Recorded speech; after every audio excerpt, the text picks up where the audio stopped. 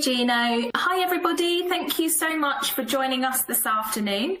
Kate has worked really hard and has an awesomely interactive session planned for you all. As some of you may know, my name is Nicola Woodford-Smith. I'm the subject partner for Pearson EdXL Maths, and I sit behind all of the functions behind the Maths Emporium and our Twitter accounts, and work with the business to make sure that we have everything that we need to support you and your learners as we go through obviously what's been a very difficult time lately, and what we hope is going to be a smooth journey in the academic year ahead. So Kate and I thought it was quite important to put together a session on how to engage our learners in those non-examined years with some more physical approaches after a lot of lockdown learning.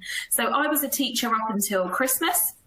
Kate is still a full-time teacher, so we both know exactly how difficult that these past year to 18 months has been for not only you guys to interact with your students, but also for those learners to learn remotely, especially when you're trying to introduce new topics over a prolonged period. So Kate is not only going to go through some suggestive manipulatives to engage your learners, she's also going to go through at the end of the session the new Key Stage 3 resource that was launched a couple of weeks ago, that was written by herself and by me, and hopefully that will help you and your learners focus on some key topics in the year ahead. So Kate has more than 10 years experience of teaching maths across both primary schools and across GCSE and Key Stage 3. She has a wealth of successful experience at engaging her learners through this physical engagement, and she knows how to promote that discovery learning, and definitely has a passion for maths in abundance. So as Gino said, please do use the chat to engage with Kate throughout the session. I'm sure she'll be asking for your input and your feedback as to what it is you currently do with your students. I'm also here sitting behind the scenes to help with any questions you might want to put through the Q&A box. And I think as far as I am aware, I think we are ready to go. So Kate, over to you. Excellent. Thank you, Nicola. So I'm really looking forward to this session this afternoon, just to share some ideas with you and hopefully get some ideas back from you as well. I love just finding new ways to teach things and finding some resources to help with that.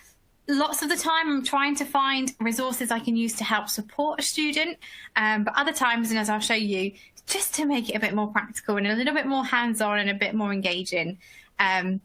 So that's what we're going to have a look at. So these are the aims in our session. Let's have a little look. So first of all, I just want to explore some resources hopefully you already have access to. Obviously, there's a lot of differences in departments, or if you're sort of just working on your own, what you have access to already, and what we would commonly use those for, and then maybe can we be a bit creative with those. Then let's have a look at some other resources that maybe aren't the norm in a maths department, things that we can get hold of easily. They're not going to break the budget. And I've got lots of things to show you there. I think they're probably my favourite ones, these extra bits. Then we're in the summer term. I know it hasn't been great in the last couple of weeks, but can we potentially get outside, hopefully in the nice weather? And then, as Nicola said, I can show you our new resources for Key Stage 3 and just think about how we can put some of these ideas into practice. So let's just have a start and just get ourselves thinking and seeing where we're at with resources. So have you ever used any of these as a resource in a maths lesson before? So when I've got the bingo cards there, I don't mean just to play a game of bingo. I mean it as something else. Have you used them in some other way? Bit of masking tape there. Have you used it as a resource? So not to just tape two things together. Some dominoes there. Have you used those as a resource, not just normal dominoes? There's some Numicon down there in the bottom corner, and there's some hoops or these sorting circles. So if you can find the group chat function for me, and what I'd like to see coming through is just have you used these? So you could just tell me if you have, what have you used it for? Again, it's not allowed to be a game of bingo. It's not allowed to be to just use masking tape to tape two things together or tape something to the wall. Have you used any of those things? Tell me in the chat. I'd love to know already. If not, then I'm hoping you're starting to be a bit curious about what we could potentially use these for. So I'll just give you a minute or two. Have you ever used these? Tell me in the chat. If it's a yes, what have you done with them? If it's a no, maybe start thinking, oh, well, okay, what could we use those for? So a couple of minutes in the group chat for me. Let's hopefully see some bits coming through.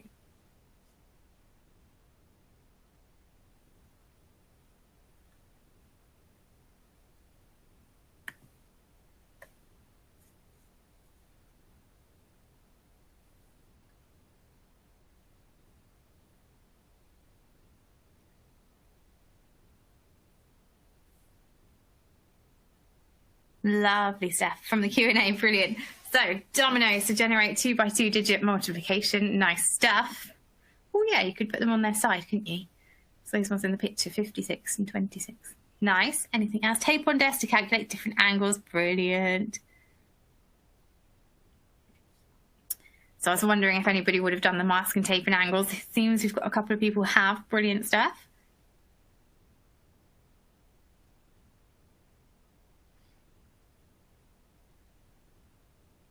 Ooh, interesting. Dominoes. Puzzle. Trying to put dominoes on a chessboard, ignoring the opposite corners.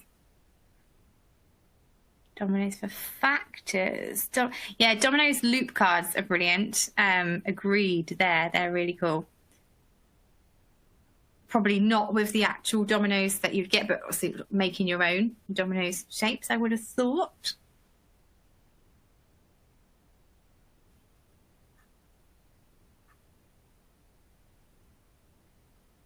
Okay, so we've got a few ideas there, which is great.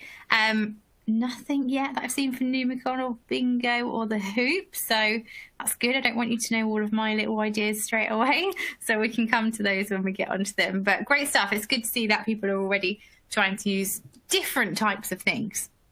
So I have a lot of Taskmaster domino sets.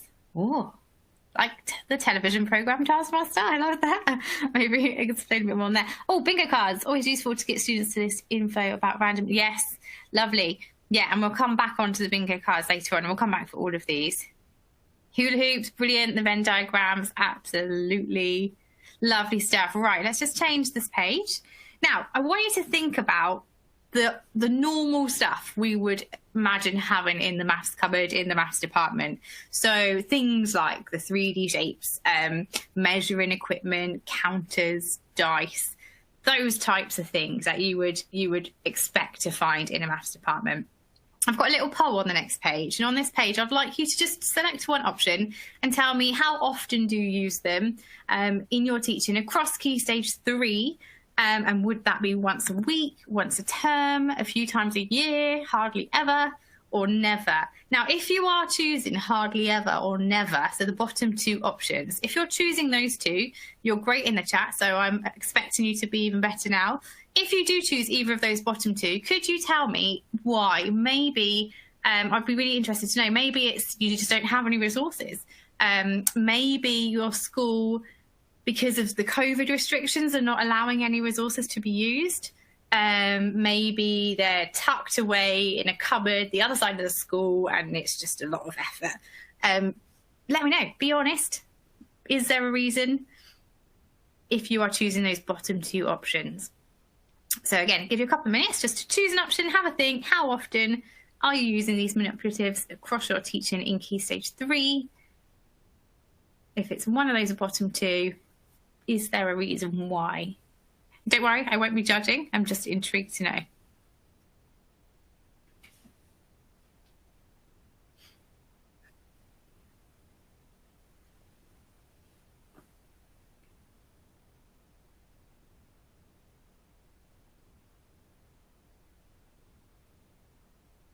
Excellent, thank you, Tracy.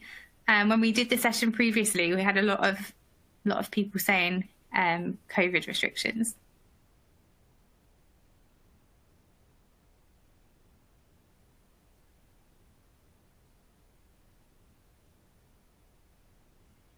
Okay, right, let's have a little look then.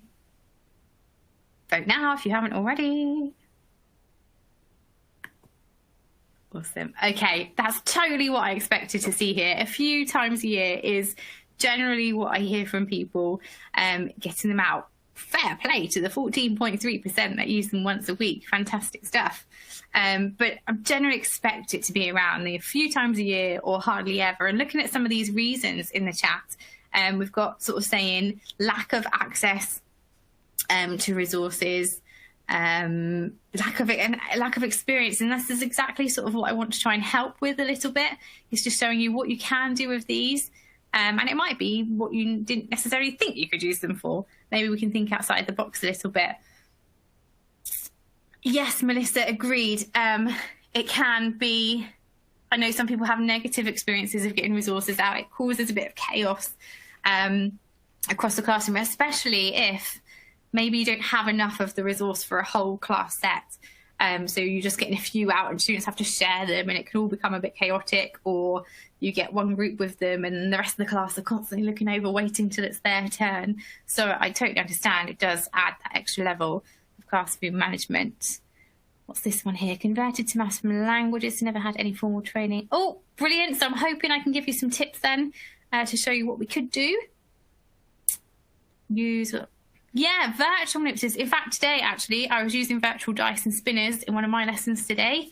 And they're great. Virtual ones are really good. And I particularly used it today because we had to be re-roomed. So I wasn't in my room where I had the resources.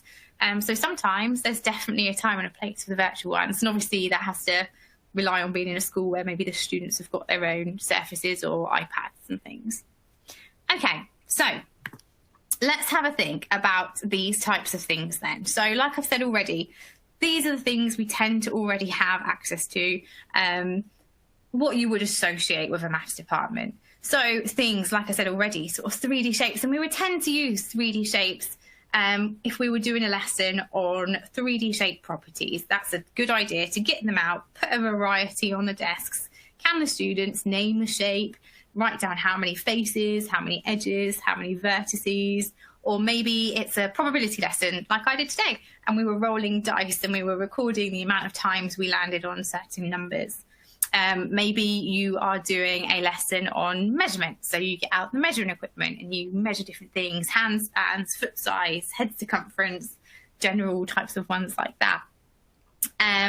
Maybe you are doing you're making some 3D models with the cubes that connect together and you're looking at plans and elevations maybe. So all the normal stuff that we would tend to get those out for. And if you chose on your page before sort of a couple of times a year, that's probably the times you would get those shapes out for and what you would use them for.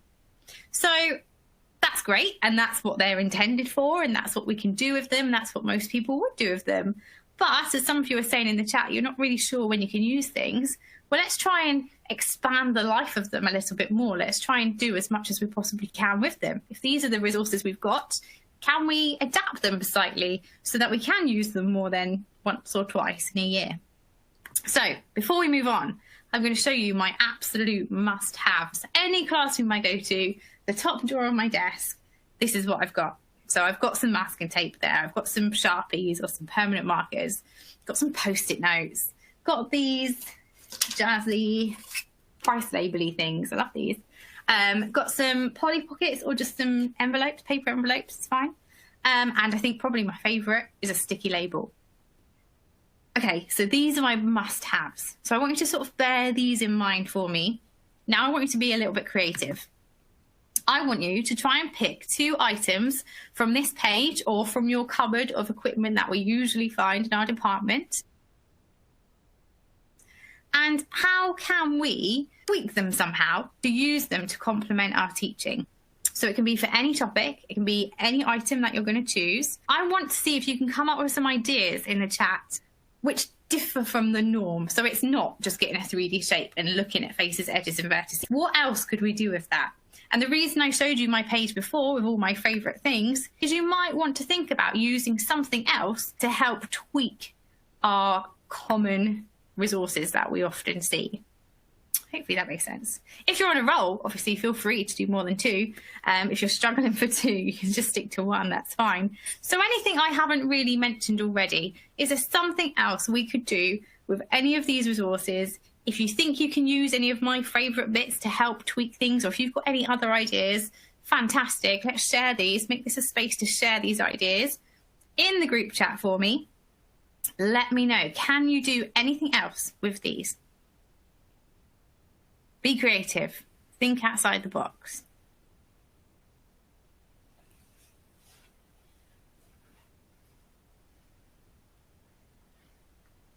Lovely, Mandeep, I like it. Strong start.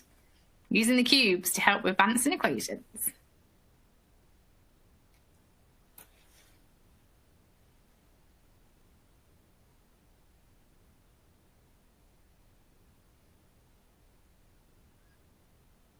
Brilliant. Counters. Yeah, so like the Polly Pockets or like little tubs. I've got so many tabs in my classroom, so you can share ratios out. Lovely. In the Q&A, counters for tree diagrams, probability. Oh, I'd be intrigued. So maybe you make the tree diagram and you use the counters for the numbers, maybe? I like it. Could a sticky label come involved there to stick on it and write bits of masking tape, maybe?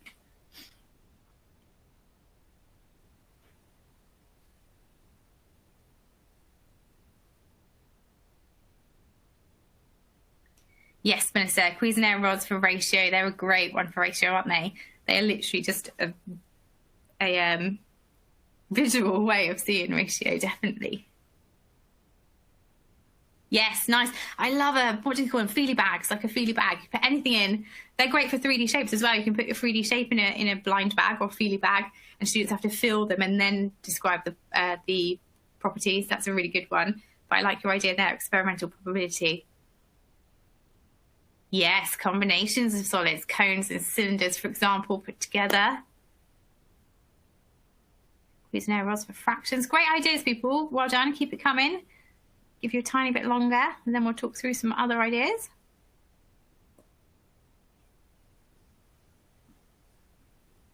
Yeah, see, Mandy, these post-it notes, they're great. Brilliant for so many different things, but you've given a really good example there. Put in the correct section of a Venn diagram, and we've said already we can make the Venn diagrams more practical. We can use hoops. Get those two bits together. Okay, right. I'm just going to ping up some ideas that I jotted down, and obviously you're going to receive this PowerPoint afterwards, so you can come back to these. If you've got any other ideas that you haven't had time to write down, please feel free to keep them coming. Yeah, that's excellent. Paper chains for making sequences. Yes, I love a paper chain. Making sequences and continuing them. That's a really nice one. Another one that's really good with paper chains is, and I like doing it at Christmas just because there's always paper chains around, is writing the question on one end. They have to attach it and write the answer. And then, so you've just got loads of paper chains of questions. They have to fold them over, write the answers and keep them going. They're brilliant as well. Green and red counters, Cuisinart rods, replacement for algebra tiles, yes. Stopwatch for calculating rates, packets or scales for getting real items and calculating better value. Yes, I like your thinking, people. Okay, so here's just a few suggestions. We've touched on quite a few already, so that's brilliant. So our sort of trundle wheel, obviously data collection, but you could use it for unit conversion as well. So you could go around measuring things in meters, for example, then you could convert those into something else. Area, perimeter.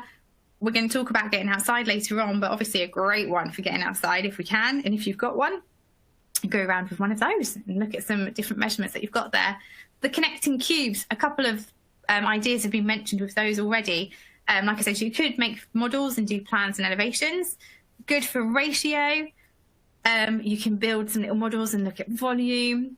Good for things like collecting like terms. And I particularly like it with the cubes. You could do it with the counters, but I think it's good with the cubes. You could have sort of a selection of red and green cubes, for example, and just that idea of putting all the red ones together and connecting them together, then all the green ones together and connecting those together. Particularly good with students just struggling to grasp that concept. Counters, so brilliant for ratio. I think people have already mentioned that. Again, good for collecting like terms, but just not as good as the cubes because they don't connect. Lovely for fractions, probability. Algebraic expressions, I particularly like them for that, and I've done a lot of lessons in year 7 where we've introduced the idea of expressions, and you faced with a sea of blank faces when you just say, okay, so I've got a certain amount of things, I take 5 away, how could I write that as an expression? And there's nothing there. But if you've got a pot of counters and we say, okay, well, let's call this pot of counters N or X, whatever you like. If I take 3 counters out of my tub and we can take them out, what have I got now? So we can just have an N take away 3. I could have 2 tubs of counters. I've got double the amount of counters. How can we write that? And it's just nice to play around with how we can then write expressions. And it just definitely seems to help, in my opinion. What have we got here? Cubes, factors. Oh, yes. Melissa, I'd be interested for using cubes for factors for numbers. Please do share. Cubes in like terms can be used to show times and times squared or cubed. Yes. So for factors, give students, say, 24 cubes and get them to make rectangles of different dimensions. Yeah, nice, actually. That's a really nice idea. All these ideas, we can add to this. Lovely stuff. Okay, stopwatches. Again, data collection. Somebody else has mentioned stuff with stopwatches as well. Speed calculations. Also, if you've got a bit like a stopwatch, but I've got like a GPS watch, if anybody in your department's got that, or Strava, a really nice one as well is I just take my kids for a walk around the school field, and we just see how far is it to actually walk a kilometre? How far is it to actually walk a mile? And it's often a lot further than they think it's going to be. So if you've got any type of measuring equipment like that, that's really good to do. Scales, data collection. But what's great with something like scales or tape measures is if you were doing a lesson about ordering and comparing decimal numbers, rather than just having a worksheet with decimal numbers on, why not weigh a few things, generate a few decimal numbers, then order and compare those numbers? Just making it a bit more hands-on and seeing these numbers in real life, rather than them just being up on the board or on a worksheet. I like using cubes to do the penguin investigation. Scale factor of height, scale factor and volume. Just cuboids, not real penguins. Oh, I'll have to look into the penguin investigation. These connecting shapes, I can never think of the name of them, but they're obviously great for nets.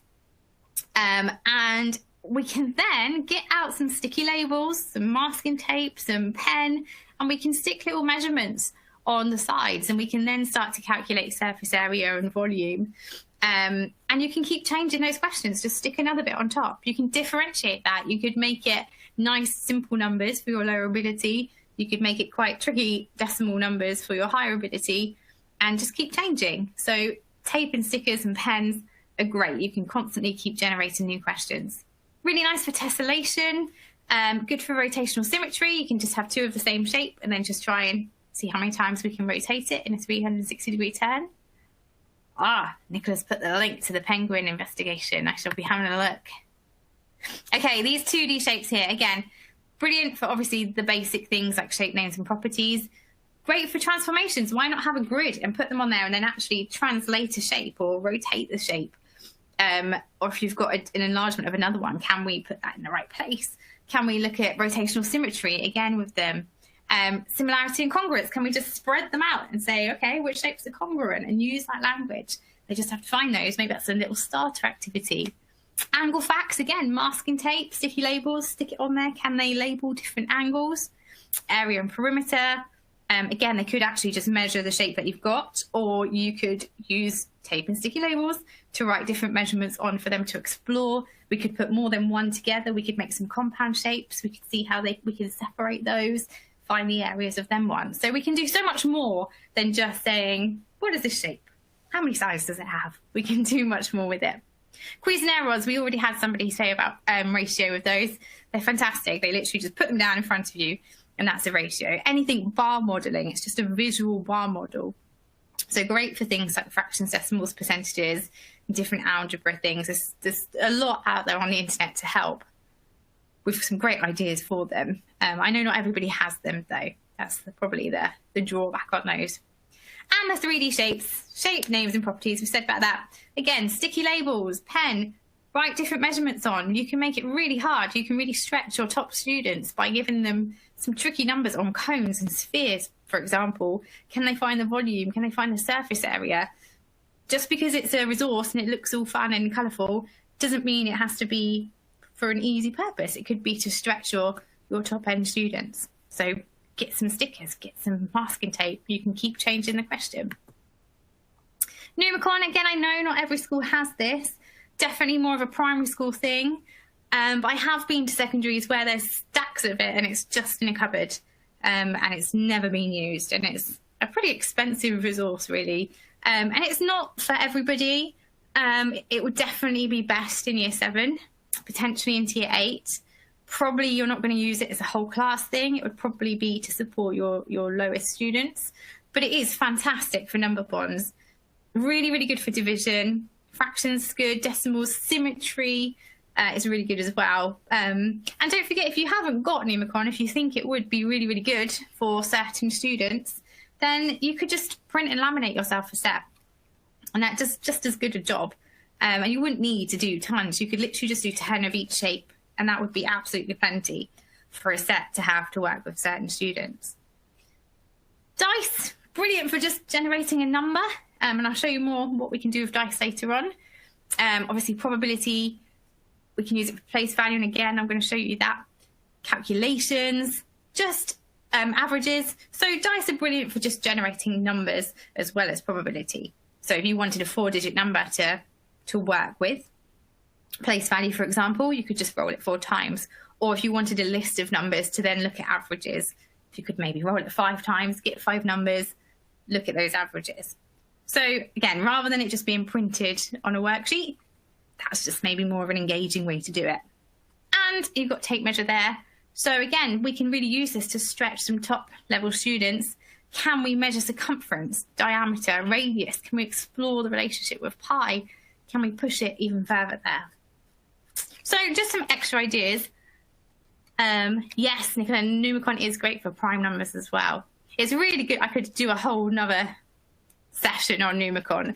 I could talk for ages on it, but it's definitely fantastic for certain things. And that's a good little list there. Okay, this is probably my favourite one. So thinking of, hopefully there's some of you thinking, okay, that's some good ideas, that's good, but I don't really have, my school doesn't have many of those resources, or we don't have any of them at all. And I don't have much of a budget to go and get some more. So these ideas I'm going to show you next are things that you can get hold of easily. Some of them are free, or they're things that hopefully wouldn't cost very much. Also things that you don't need to have a whole class set. Going back to that classroom management comment before, you don't need a whole class set for them to be effective. You could just get certain pieces. And things that hopefully you could potentially get in the next couple of weeks and try out this end of the term. So you've got them ready and you've tried them, experiment a little bit, ready to go into September. So let's have a little another conversation in the group chat. I've been waffling away, so it's your turn again. Have we used any of these before? If so, what for? I'm not going to give you a huge amount of time, just a minute or so. So if you can't see these very well, I've got paint charts up here, I've got an Argos catalogue, I've got one of these pill boxes. We've looked at the circles already, some lolly sticks, we've looked at bingo cards. This is one of those lids on the top of baby wipes. Got a padlock and key, some Jenga bricks. We've talked about dominoes and masking tape. So mainly these other ones we haven't seen yet. In the chat for me, be quick. If you've used any of these, let me know and tell me what for. Then I want to spend a bit of time showing you, because these are the good bits. These are my favourites.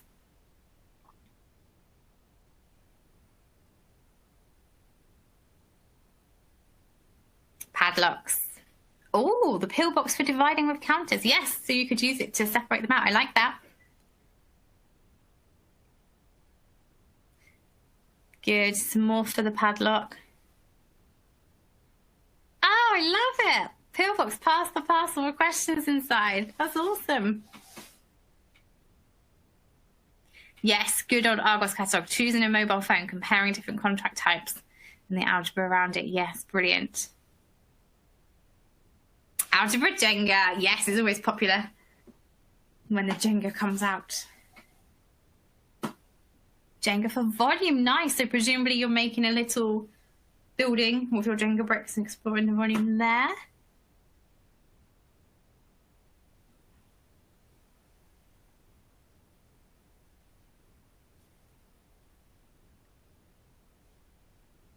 Padlock challenge. Answer questions. Each one gives an answer and have to use these numbers to crack a code and unlock the padlock. When you get sweets, yes, have a little stash of sweets. Brilliant. Coloured sticks for collection items. Yeah, again, anything like that. Counters, coloured sticks, coloured cubes. Okay, brilliant. So there's quite a lot of ideas for these, so I want to just save us some time so we can look through them. And I hope some of these are things that you haven't seen before. Maybe they are things that you've seen before, but as we go through these next couple of slides, try and think, can you get your hands on these things in the next couple of weeks? Will you be able to maybe try some of these out if you haven't tried them before? Paint for multiplying fractions visually. Ooh. Okay, so The pillbox. I love the ideas that were coming through about the pillbox, sort of pass the parcel around with a question in each, or for dividing and putting counters into each one to share bits out. That's lovely. I use it for place value. So I don't know if you can see my little picture here. So I've got a millions column all the way down to my units column. I've got a dice in each section. So the students can just give it a little wiggle. They've generated themselves a number. They can then partition this number, look at the different, what digits in the thousands column. They could do a few of these, then they can order and compare their numbers. It's really good for helping to read larger numbers. And I particularly like this picture here, actually, that I've got here. They've zoned them into different zones. So the blue is the hundreds, tens and units, and the reds is the thousands section. Then you've got the green for the millions, which will really help when the students have to read these larger numbers. Or then write them in words like we have to do. So this isn't one, I wouldn't have 30 of these and give them to everybody in the room. I would, I mean, you can get them from Poundland, so I would probably just have a few just in my cupboard, in my classroom. If I had some students that were particularly struggling to grasp place value and how numbers work and these bigger numbers, in my experience, and I've used this quite a lot, it definitely helps. So a nice one just to have stashed away in your cupboard. Masking tape we've spoken about already. Some people have already tried it, using it on tables for angles. You could do it on tables, you could do it on a page in their book. You could then move it to tables. You could push all the tables to the side and do it on the floor. I've done that before. You could go even bigger and you could go into the hall and do it in the hall. You could literally just do masking tape all over the place and just make crazy angles. Or you could have some nice parallel lines in there as well and extend it further to look at angles and parallel lines.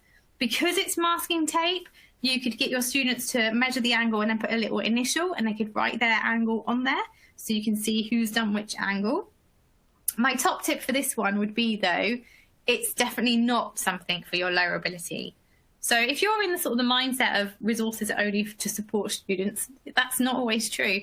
For this, it's definitely great for your middly higher ability students. In my experience doing it with the lower ability students, it's just angle overload. They don't really know where to go first and where to put their protractors. So they're definitely much better off just having some separate angles first of all, check they're okay with protractor work, then they can move on to this. Dominoes, people have said before about 2-digit numbers. I personally use them for fractions. You can literally just pick a domino, that's a fraction, like in the picture here. Can we convert it into a decimal and a percentage? And they're not always going to be easy. 5, 6, for example, isn't the easiest fraction in the world to be converting. Or you could just get 2 dominoes and practice addition or multiplication or division. And you know that that is quite good for lower ability because it's only numbers 1 to 6. So you know you're not going to have anything massive. But students just like to pick them and have them in front of them and vary them. And obviously you could end up with some improper ones there that you could look at converting into mixed numbers. And again, you don't need tons and tons of these. You could literally have a handful per pair or per table in your class. They can just share amongst them and swap between themselves. You don't need a lot of these. Lolly sticks. Great to have in your classroom somewhere. What I tend to do with mine is I just put a different level of numbers. So for example, my blue sticks have got 1 to 20 on either end, 4 numbers on each stick. So already students just with one stick can do like 3 or 4 different questions. Then I've got my yellow sticks. On these, I've just got 2-digit numbers up to 100. Then I've got some red sticks. I've got 3-digit numbers up to 999. Then I've got some orange sticks, which I've got pretty much 4-digit numbers up to 6-digit numbers. I have got another pot somewhere else where I've got decimal numbers as well.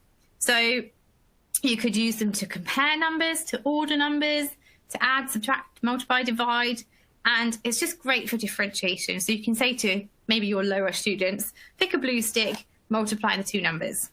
You could then push them on and say, okay, I want you to multiply a yellow stick number by a blue stick number. Or your higher ability, can you try multiplying 2 orange digit numbers, orange stick numbers, or an orange by a red? So you can just vary them in your different groups. And again, each stick has got 4 numbers on, so they really don't need many between them. So once you've made a set, they will last you, and you can use them for so many different things. One downside, potentially, which I get people saying, is, well, there's no answer sheet. All the students are going to have all random different questions. Yes, but I think that's a good thing. I think every now and then having a lesson where the students can then swap books, they can peer mark, they can get the calculators out, they can make sure they're okay with calculations and knowing where the right buttons are and checking their answers that way. Especially on a scientific calculator. In year 7, they have no idea that you have to press the S to D button to turn it into a decimal, for example. So just getting used to calculators as well. I wouldn't do it every lesson, but I've used this a lot. Even just for a little starter task, you can give them a couple of sticks on the way in. It seems to work really well. So I like the sticks. Bingo cards, so bingo slips. I think somebody said earlier they use them to pick out numbers to then find factors or multiples, so I love that, that's great. I use them, I just tend to get the kids to stick one in. Lower ability mainly when we're looking at written multiplication, because you can only really do 2 by 2 digit multiplication. And they can, if you've got bingo dabbers, they love a bingo dabber. If not, just a felt tip is fine. They can just pick 2 numbers, multiply them together, and just work their way through the grid. So what could be quite a monotonous multiplication lesson for your lower ability students who might find it a bit difficult, this just jazzes it up just that little bit. If they can choose their 2 numbers and try and finish their grid, it definitely seems to help. Circles, you can get these folding sorting circles, which are the ones that are like the rugby ball shape. Primary schools have loads of these. Secondary schools don't seem to have any, but they're great. In primary school, you get them out all the time to just sort things. If you don't have those, go to the PE department. Can you borrow some hoops? We've spoken already about getting post-it notes like this picture to physically put post-it notes in the right places on a Venn diagram. Again, that could be on desks between 2 students. It could be group work. You could have big hoops and go even bigger. But just a nice way. And again, that doesn't have to be easy stuff. You can start using sort of Venn notation and really push that and stretch your students with those circles, but just make it a bit more bigger and a bit more practical. Okay, paint charts. You don't find these so much anymore, but if you do come across them, stock up on them because they're rare to find now. But what I do with them is I put sort of gradually increasing in difficulty questions as we go up. So the darker the colour, the harder the question. And these, I would normally use them for a starter activity. So I'll stand at the door as my students entering the room and just hand them out. How high up the chart can the students get? Or I tend to have a set of them sort of on my desk. And if a student has finished their work and they've completed everything they need to do, rather than sitting there doing nothing, they tend to come and grab one of these, like a have you finished task card. And again, just see how high up they can get in it, which is good. This lid, talking of resources you can get hold of quickly and for free, I put a note out in my staff room saying, are there any parents out there who have got these plastic lids on top of baby wipes at the moment with COVID, or these anti-bac wipes? There's loads of these going around, and literally turned up the next day and had bags and bags full of them waiting for me on my desk. So these are definitely easy to get hold of. And you can do so much with them. You can use them on displays to make it a bit more interactive, which is really cool. Again, get a sticky label, stick it on top with a question. They can open it up. The answer can be underneath. You could stick a QR code on top. They have to scan that. That will take them to something else. Or it could have a question number on the top. The QR code's inside. You can have it a bit like what they've got here in this picture. You could have a whole wall or a whole sheet of paper covered in them with all different question numbers, and they have to work their way through each question. You could have them as a bit of a treasure hunt around the room, so they have to do one, answer one question, and then it will give them the link to find the next question and go around. It just makes it a bit more fun, and they don't cost anything, and you can keep reusing them. Just stick another sticker on top with a pen. Jobs are good in. Argos catalogue, I love the one about the phone contracts, that's great. And linking that to algebra, that's a really good one to stretch our students. But another way is just anything where you have to be looking into decimals. So again, if you've got a decimal addition lesson coming up, rather than sticking some questions on the board or on a worksheet or in a textbook, Can we get some catalogues out? Can we say, okay, I want you to choose 2 items and tell me the price? That's pretty basic. Okay, you've got £5. What 3 things could you buy? Or can you furnish a bedroom for under I don't know. So you're just getting them used to looking at the numbers, writing those down, looking at calculating with them. Then you could stretch it on and you could get one of your jazzy labels out of the cupboard and just stick one of those down in front of your higher ability students, and maybe it says 10% off. Then they have to rejig their calculations. Or maybe it says save a third. Then they have to go again. And again, you can just keep changing these. These are super cheap. You can get loads of these in a pack. Just keep going around with them just to extend students on if you've got sort of a mixed ability class. Nearly there. Jenga. Somebody's already said how Jenga is a big hit in their class. Yes, it is. And if you've got a small group, then maybe you could have one set of Jenga and they play between themselves. If you're not lucky enough to have a little small group, remember, a pair doesn't have to have a whole Jenga tower to themselves. They could just have a little set each and they could play between themselves. Or they could literally just have the blocks and work their way through those. Or you can have, I've sort of just got little tubs. So in pound shops, again, I love a pound shop. You can get the mini ones, which I find better, just because you can get more of them. And this one is literally just percentages of amounts. So when I teach percentages of amounts, I know I've got one of these in the cupboard. So 15% of 62, 9% of 40, and work our way through. So I know I've got that. And again, that's not just going to be 2 students. I could get quite a few students working through this. So you could have a bit of a revision one, which is a mixture of all topics. You could have a few which you've got in separate tubs for separate topics, and you know that you can get those out. I mean, the one in the picture is some pretty hard equation there, including brackets, which doesn't have to be easy calculations on them. And if you are on a bit of a wind down in the summer term, get your students to make them. They can write all the questions on them if you're worried about how long it might take. Keys and padlocks. Some brilliant ideas coming through in the chat a second ago about keys and padlocks.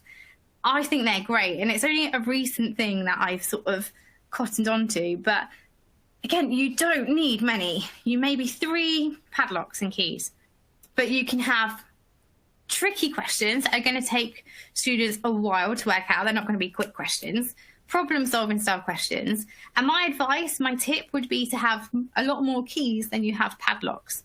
And again, sticky labels and permanent markers. You can keep changing the answers on those, so you can keep mixing it up and reusing them. Obviously, if you've got more keys, you can have a selection of answers. So if they think they've got an answer, they need to find it in a selection of keys, try it in the lock, and then maybe that can unlock the next question. If you're doing it as a whole class activity, you could start different groups off on different questions, so they're not all rushing for the same key. Combination locks are also really, really good. Maybe each question links to a different number in the combination, and then they have to find the whole combination. Or there's so many different things. And again, it's just making it a bit more exciting. They have to try and answer this question, have to find the key, unlock it. And year 7s and 8s love it. And again, all you need is a sticky label to just change the question up for next time, reuse it again. Okay, so I'm hoping there's some new ideas there, hopefully, or something you think you might be able to use. I know there's still a lot more you can do with those resources. That's just some ideas that hopefully are doable and tryable in the next couple of weeks, or have a think about it over the summer holidays, ready to start in September. So being the summer term, we'd like to think the sun is going to come out again. Can we get outside at all? And here's just a few quick ideas, but maths relays are fantastic. Any year group, 7 to 11, I've used them. Get them outside, get them into little teams. There's loads of maths relay things if you Google it. There's those already pre-prepared, so you don't have to make it. And they just have to run between themselves, asking questions, and you have somebody as a marker. But it always goes down really well. If you're lucky enough to have sort of a tarmac area, lots of primary schools have bits on their playgrounds, but why not ask, see if you could get a big coordinate grid printed. Then you can stand students in different places. You could do transformations. You could plot different types of graphs potentially. So there's lots that you could do there. but you'd have to have a willing school to let you do that. I'll just whiz through these and leave these here for you to look at in your own time. But different things you can make if you've got school sports pitches. Get the trundle wheel out. You can do all sorts of things there. Scale drawings, and just some different investigations. But I would say if there's any chance that you can get outside, the students do really appreciate it, and they find it very exciting to take maths outdoors. Okay, so this is even more exciting, is our new document that Nicola spoke about.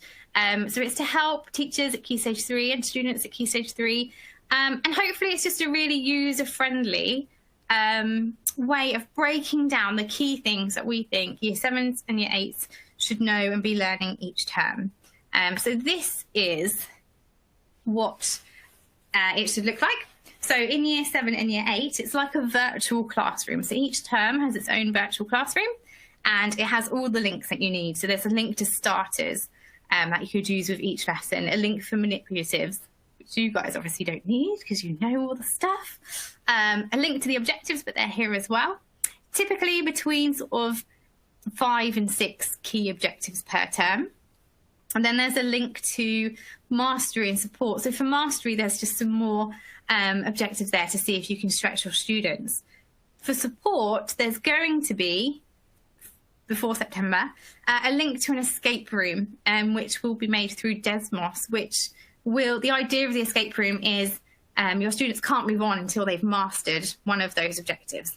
Then they can move into the next bit. So it's really having that extra time to have a little look through those objectives and making sure those students have got them before moving into the next term. So here's just some examples. So this is Year 7 Term 1. And I've just put a few ideas of where you could get the resources that I've spoken about into these. Obviously, there's probably more opportunities. You don't have to use them, but just some ideas. So, for example, reading, writing, ordering, comparing numbers. Could you get the pillboxes back out? Could you try that with the dice if you've got some struggling students, maybe? Could you use the differentiated lolly sticks to generate different numbers to help order, compare, or to help add and subtract, multiply, divide?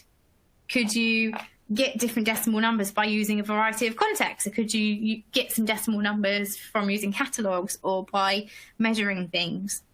So just some different ideas there for you to have a look at.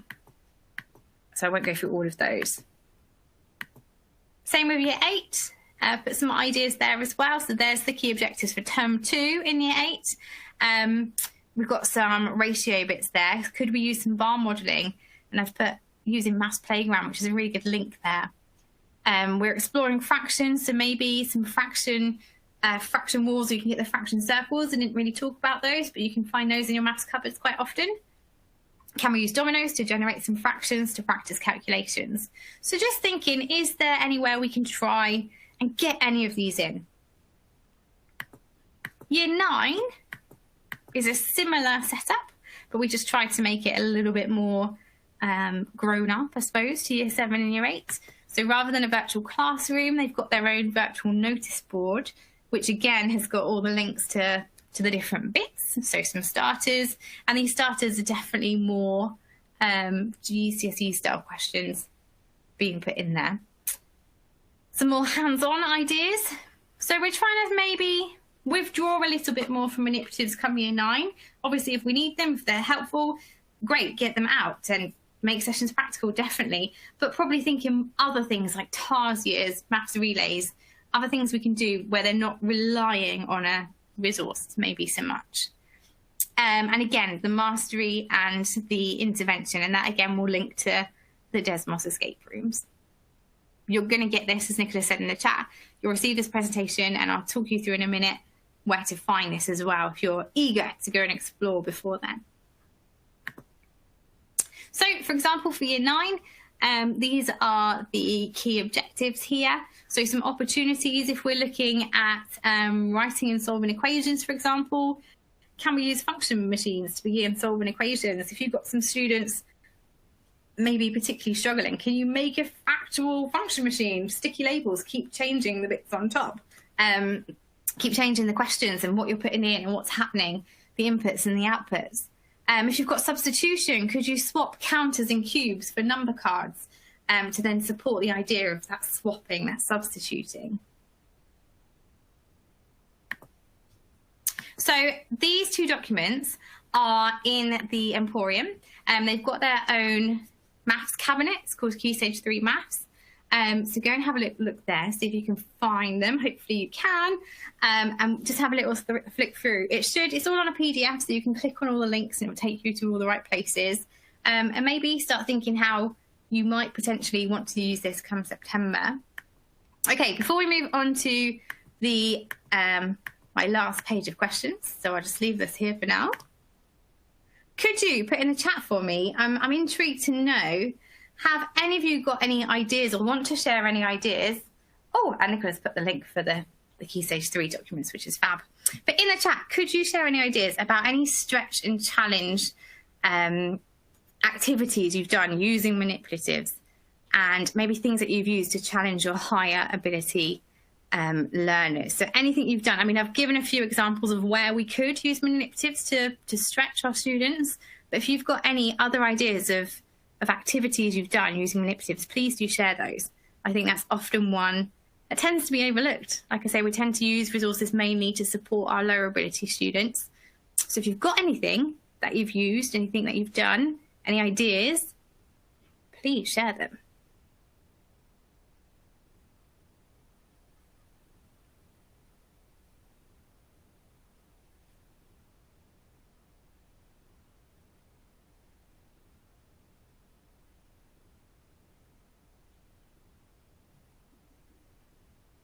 Oh, thank you, Katja. Nicola, maybe we can have a little look into the link. No course materials currently available. What's the one somebody mentioned before? Oh, yeah, the phone contracts one, and linking it to algebra and maybe writing formulas. That's a great one. I think I'll definitely give that one a go. Any other ideas for our high attainers?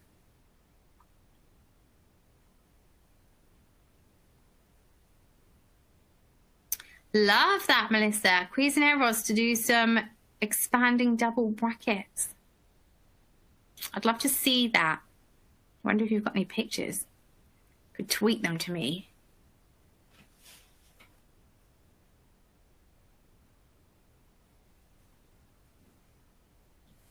Okay, well, have a think on those ones. If you think of anything, then just type it in the chat for me. But there's another thing I want you to think about as well, is I know what it's like. I know that there are cupboards which have got all sorts of random things in, and you might have no idea what to do with them. So if there's anything you can think of that you've seen, I think somebody mentioned earlier that there's stuff that they don't know what to do with. So if there's anything you've seen and I haven't talked about and you don't know how you would use it, then let me know. Put that in the group chat now. Or if you go away after the session, go back into school tomorrow, have a little rummage, see what you can find. If there's anything you find that you think, why is this here? What could I use that for? Send it to me, tweet me. My Twitter is on the screen. And let me know, and I'd love to see if we can come up with something to use it. I remember once I went into my maths cupboard, there were loads of toy cars. It's like, why are they here? So again, stickers and a permanent marker. I put loads of questions on the cars, and then I made like a little car park. It was for, I think, a year 6 open evening, and then loads of answers in the car parks, and they had to go park the cars in all the right places. So I'm sure we can come up with something. Go see what you can find. Let me know in the chat now if there's anything that you don't really know what you could use it for, or anything you think we could do something else with, but you're just not sure what. Let me know. Or if you think of something at a later date, just send me a message on Twitter or a picture, and we'll see what we can come up with. But thank you so far for all your feedback and contributions in the chat. Been very interesting.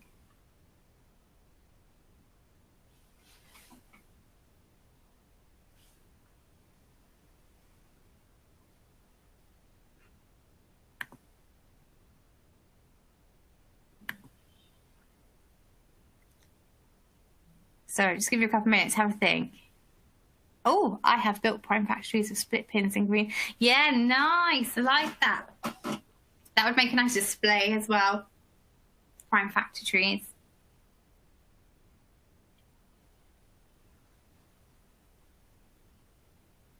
any other bits, or like I say, if you can think of anything to stretch our high attainers, then please feel free to say.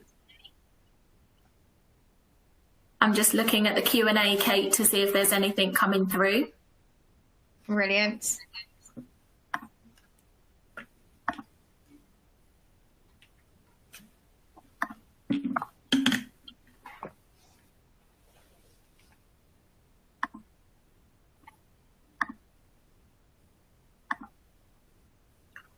I hope from the comments at the beginning where some of you were saying you just don't really, you come from different departments, you don't really know what to do with things. I'm hoping there may be something you want to go away and try, and maybe let me know in the chat actually if there's something that you want to go try straight away. What's your go-to one that you might go and try? Let me know, I'd love to know. And just hopefully that's helped a little bit. And normally in a summer term you have the time where you tend to go through the resources cupboard, see what you've got. So maybe go and see if you've got some time in this term to just see what you've got and maybe have a think about what you could do with that.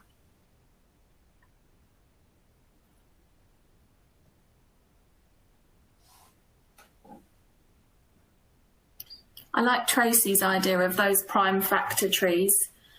I'm quite interested in, like you said, Kate, the teachers from other subjects that were talking earlier on in the chat, if there's any topics that you have coming up in your schemes of work over the next week or so that you think you might want some advice on. We've got, about 10 minutes or so if anyone wants to ask for advice from each other or from Kate. Yeah, definitely. Oh, Tracy, I love that. The toy soldiers.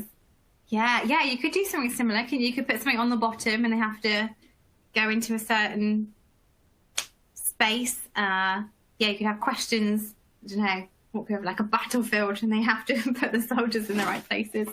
Great for something, like I say, the cars, I definitely use that for like a year 6 open evening. That would be a fun one. Yeah, anything coming up, anything you need any ideas for, I will give it a go. So I'm just going to share one final link with you all in the chat box, which is the Pearson's Professional Development Academy, which offers just continuous professional development support and lots of videos for all your professional development needs. So there's lots of free videos and worksheets and that kind of stuff that will help you. We set that up through lockdown to help teachers that are trying to teach remotely. They run across primary and secondary, so it might be the case that you might see something in the primary section that you could bring over to support your learners at Key Stage 3. I'm just interested in anything new that you guys may have tried in the classrooms. I know Kate and I were talking last time about using tape measures for discovering pi. I know someone else mentioned about compound shapes earlier and using the 3D shapes to have compound volume questions or surface area questions. But what about, the mastery element of understanding where pi comes from? Or I think I mentioned in an event before where I used to ask my students their homework was to remember to bring in a tin of soup or a tin of baked beans or something. And I got them to physically measure the height and the diameter and, got them to almost discover how they would work out the volume of that tin. And it just made it a little bit more, kinesthetic and a bit more engaging rather than just give them the formula and pictures of cylinders. So, and it was quite interesting to have a conversation as to what they brought in. They're always interested in what's in the cans as well.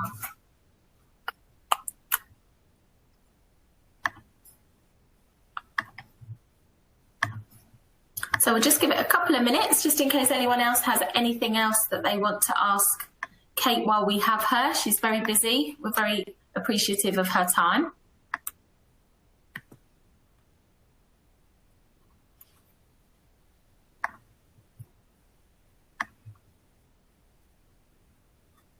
I can't see anything. Kate, can you see anything? I think everybody's happy. I'm presuming everyone's happy. Or we've just overloaded them with lots of information. Hopefully we'll go with that one. Lots of ideas that they're thinking about. But yeah, so please do feel free to tweet me if you do come up with anything, and I'll get back to you. Absolutely. And also, guys, tag us on the Emporium as well. Oh, we've got some things coming in through the chat there, Kate, Tracy's and Mandeep. Back-to-back calculations is always a good one. Sitting students back-to-back. You have one student instructions and one student at whiteboard. Yeah, lovely. I like that. That's really good for shape as well. And sort of, different angles, and with whiteboards, they have to draw things. But yeah, Tracy, you've got some fab ideas. Mandy likes your can idea, Nicola. That's good. Could always link it to density too. Yes, lovely. Oh, thank you, Nora. It's an amazing session. Thank you. Hopefully there's some things you can try. Yeah, I like the density question coming in. Mandeep, I like that one. Yeah, definitely. And there was lots of different sizes of tins. And yeah, I think my brain did go a bit too far at maybe trying to estimate the number of baked beans after we decided that we could apply a formula for the volume of a baked bean. And so when we found out the volume of the tin and the volume of the baked bean, how could we calculate how many were in the tin? But then we had more to cover, so I let them discover that at home if they wanted to count the baked beans in the tin. Shafia's just put something there. Yes. Obviously having your own classroom is hugely beneficial in terms of that and managing the time. Obviously, if you are in a department where you have to move around and carry in resources and remember what lesson you've got so you can get that definitely does make it more difficult. But if you do have your own space where you can just sort of stock up on these things, like the lolly sticks, the Jenga bricks, the paint charts, all of that kind of stuff, you're aiming to make it once. I mean, I made those years ago and you can just keep reusing them. So I totally agree at first, and it might seem a bit daunting if you don't have any of these resources at the moment, but at first put the time in to make them, and then you can just grab them and it makes it so much easier. And if anything, it cuts down preparation time for lessons. If you know that you're using the lolly sticks for a lesson, you literally just got to go grab them and just divvy the amount per the students. So it definitely helps with the time required to prep them. And again, the kids mark the work themselves. It's just the initial making of it, which, like I say, I understand is quite daunting. But as I've said, in the summer term, if you're making things a bit more fun, you could get the students to help you with that. You could say, okay, I want you to think of 2-digit numbers and put them on this stick. I want you to think of 4-digit to 6-digit numbers. So they're still thinking maths, they're still accessing it, but just helping you out as well.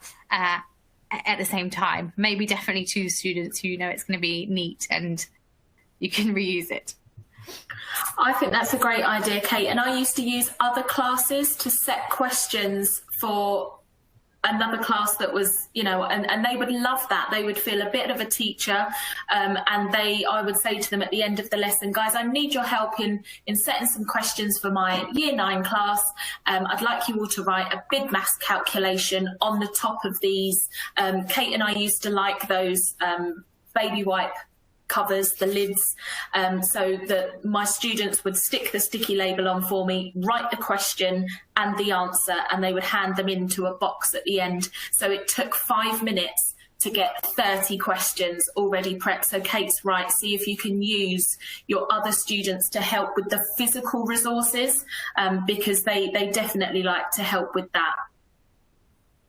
And on the other side, if you're thinking, oh, I don't trust them, what if they get it wrong? Let them get the answer wrong, because if that comes up in your year 9 lesson, for example, and they say, Miss, but the answer's wrong, you can say, well, that was the year 10s. How do you, they got it wrong. What do you think they've done wrong? And it gets them to identify errors as well. So don't worry about students making mistakes if you're getting them to write them for others. No, definitely. And Tracy's put there as well. If you are lucky enough to have a student teacher as well, as Tracy said, it's a great way for them to see how to be a bit more hands-on as well, and they could maybe help you out. So yeah, once you have made them, and if you've got space to put them, then it makes lessons so much easier because you've got all these resources that you can use. So it's definitely a huge bonus if you can get them done.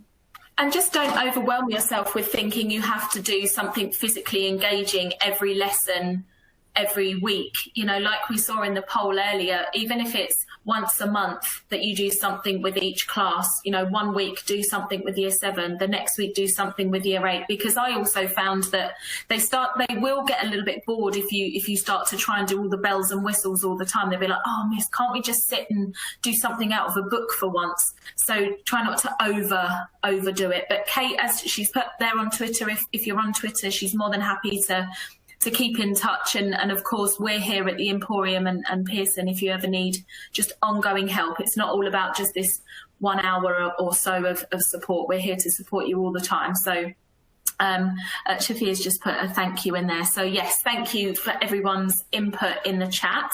I just want to kind of formally thank Kate for such an engaging session. It was really enjoyable. I really enjoyed listening and looking at all of your suggestions and things. I always learn things from you as well. So thank you again, Kate. And the group chat was filled with so many great ideas. So thank you to everyone that contributed.